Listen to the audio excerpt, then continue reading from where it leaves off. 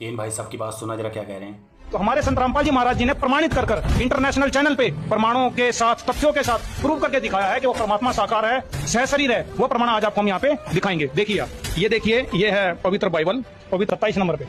तब परमेश्वर ने मनुष्य को अपने स्वरूप के अनुसार उत्पन्न किया, अपने ही स्वरूप के अनुसार परमेश्वर ने उसको उत्पन्न किया, नर और नारी करके उसने मनुष्यों की सृष्टि की। तो अब आप एक बात बताइए कि इसी उत्पत्ति ग्रंथ में, बाइबल में प्रमाणित है कि उस परमेश्वर ने नर और नारी करके सृष्टि की, अपने स्वरूप में की, अपनी समानता में की।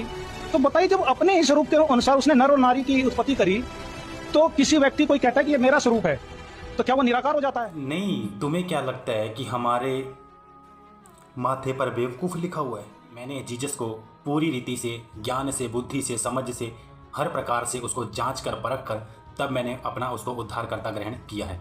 तो इन भाई साहब को मेरा जवाब ये है कि यूहन्ना 1:1 में लिखा है कि आदि में वचन था, वचन परमेश्वर के साथ था और वचन देहधारी हुआ।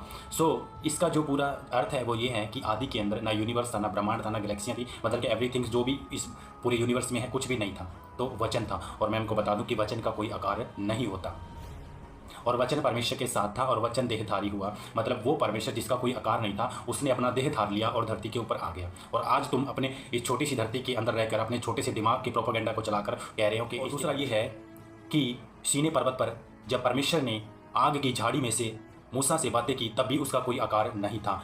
मतलब कि एक झाड़ी के अंदर आग जल रही है और उसके अंदर से परमेश्वर मूसा से बातें कर रहा है और उस झाड़ी के अंदर किसी का कोई आकार नहीं दिख रहा है। तो इससे भी साबित होता है कि हमारे परमेश्वर का कोई आकार नहीं है।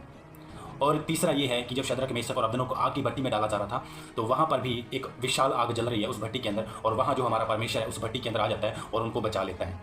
नॉर्मल सी और समझने वाली बात है कि एक नॉर्मल इंसान आग की भट्टी के अंदर कैसे खड़ा रह सकता है। तो इसका मतलब ये है कि परमेश्वर के लिए सब कुछ सिंपल है, वो कुछ भी कर सकता है, वो वचन भी बन सकता है, वो देह भी धारण कर सकता है, वो आग में भी आ सकता है, वो पानी पर भी चल सकता है।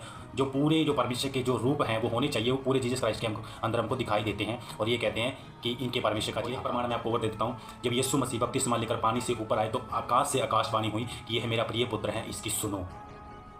मतलब उस आकाश में कोई आदमी नहीं लटक रहा, आकाश से वाणी हो रही है कि ये मेरा प्रिय पुत्र है। और आकाश के अंदर कोई मतलब कि आकार, किसी का आकार नहीं था। एक एग्जाम्पल ये है, निर्गमन 13:21 में लिखा है, ध्यान से, ठंडे दिमाग से पढ़ लेना, क्योंकि जो आधा अधूरा ज्ञान होता है वो सेहत के लिए और समाज के लिए हानिकारक। हमारी बाइबल में क्या लिखा है, क्या नहीं लिखा है, हमारे परमेश्वर का कोई आकार है या वो शरीर है, तुम कौन होते हो बताने। अगर आपको बाइबल की नॉलेज नहीं है तो कृपया अपना मुंह बंद रखें। और हाँ, याद आया कि हमको भी बुलाओ कभी नेशनल चैनल पर, ताकि हम बता सकें कि हमारा जीसस का कोई आकार है या वो निराकार है या उसका शरीर है, और अच्छे तरीके से बताएंगे और पूरा साबित कर देंगे कि जीसस क्राइस्ट कौन है। मैं अपने मसीह भाई बहनों से कहना चाहता हूँ कि ऐसे लोगों को रिप्लाई ज़रूर दिया करो, ताकि ये घमंड ना करे किसी बात का भी। ठीक है।